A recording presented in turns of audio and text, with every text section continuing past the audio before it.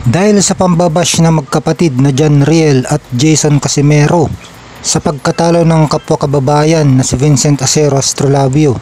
Nag-comment kasi itong si Casimero tungkol sa pagkatalo ni Vincent Astrolabio kay Nakatani na parehas lang daw ang paraan ng pagkatalo ng MP Promotions fighter Jonas Sultan at ng isa pang MP Promotions fighter na si Vincent Astrolabio, kung saan tinamaan parehas sila sa katawan at gumapang sa sakit sa lona.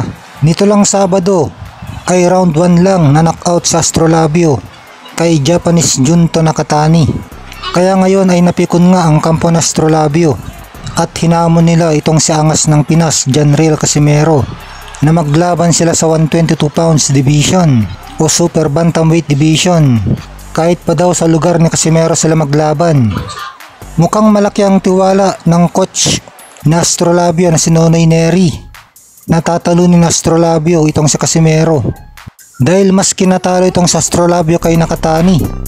Ay sinabi ni coach Nonoy Neri na sa totoo lang daw ay mas malakas ng 10 beses times 10 sa Astrolabio kay Nakatani.